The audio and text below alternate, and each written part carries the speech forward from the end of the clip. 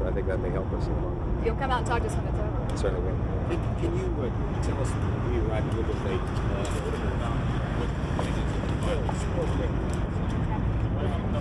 essentially, we're contending Reginald Denny and the comments on the victims of racially discriminatory.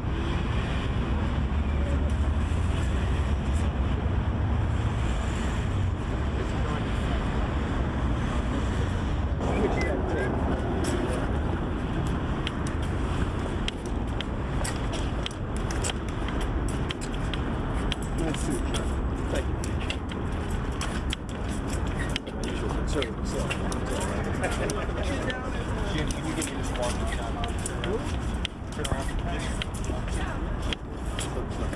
I think it's ironic. Same day the cops surrender, you got to come down here. Oh, it's ironic. You didn't know this was there. This is happenstance.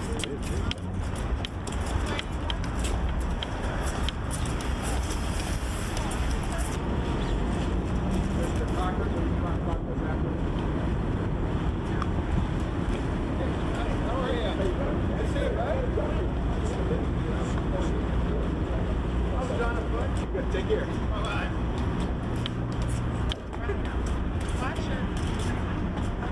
Hey, there he is. How you doing?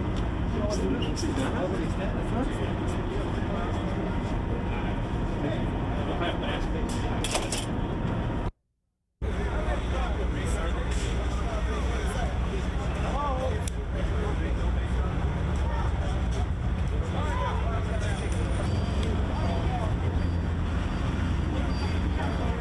I think he was talking about, I think what he was talking about was in terms of the defendants. I think he alluded several times to the fact of whether or not I intended to keep all the city council members in there, the police commission members in there. And I think at the outset it was incumbent upon me to try and name all of the possible policymakers. And I've got to make a decision now before next Tuesday as to whether or not all the city council members should be in there, or just those members who sat on the police and fire committee, for instance, and should the police commission still be in there. And I'll make that kind of judgment. And then he'll then be in a position to then rule upon it. And as for the police department, like Lieutenant Mike Long, those types. We did not name Mike Malone at this point. We named, I think, the lieutenant, who was his boss at that point. And of course, we named Daryl Gates and some of the others on up, Matthew Hunt, who made some decisions on that day. He also said some interesting things, I thought, with regard to the two major theories by which these four plaintiffs hopefully will be able to remain in the case. That is, that whether or not there was a violation of due process, and then the theory of danger creation, and secondly, equal protection, whether or not an equal protection clause of the Constitution, that they can still remain in there under what we say is a racially discriminatory deployment of police, and then whether or not Reginald Denny, a white plaintiff, could, under those circumstances, have a right to be part of that. I think he should. That's what I found fascinating. He said that because Reginald Denny is white, he was not covered under the same civil rights protection. Well, he's asking for some cases on that point. There have not been. This is really, in many respects, a real novel piece of litigation. And I think it would really fly in the face of everything we know about equal protection. If Reginald Denny, who I think it's foreseeable would be injured by the police application of that responsibility. Oh, I'm sorry. Come on, we cannot do this. Please stand down. All right. Why are you okay, can you be cool?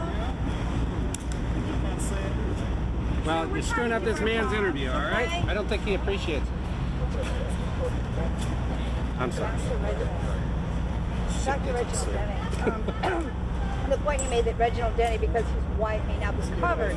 Yes, I think that would apply to the equal protection aspect, and I disagree with that. I think that it would be a tremendously poor result if a white individual wouldn't be covered under equal protection, because his injuries are, we're contending, a direct result of the racially discriminatory deployment of police. If there had been police there, there's a great chance that Reginald Denny would not have been injured.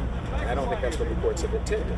And I think that was a mistake. I think also Reginald Denny would, however, be covered under the other aspect of the process violation, the danger creation aspect. So that'll be the issues that we'll be grappling with next week, and I'm optimistic we'll be able to fashion something to be appropriate. So you're suing for $40 million. Is that for all your defendants? Well, I think we chose a figure that for all the 4 people we're representing, and I think the aspect was basically I think it should be enough to get their attention as to whether it's 40 million or some other figure. Just a question of the figures of this.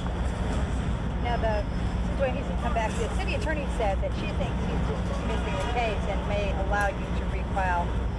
Well, I think there's a possibility under 12B6. He may, the remedy is to dismiss it and say, okay, Mr. Cochran, restate this in line with what we're talking about. Under due process, with a limited number of defendants, and also equal protection. That's a possibility. I'm willing to do that if it comes to that. But I think the question is, we're still standing, and that we should remain. This is an important case. Doesn't he want to more clearly define your case? I think so. Well, he says on one hand, he says, Should there be a policy, or should I just say this was an act? You know, did they pull the police out of there and people got injured? And I got to also look at the big decision also. Are you aware that Daryl Gates blamed his officers a week later? We have tape of that. I'm sure I'm aware of that. He blamed his officers, and I think some of his officers blamed him out. So there'll be a real question. He said that they did not follow orders. Right. That's it. can you briefly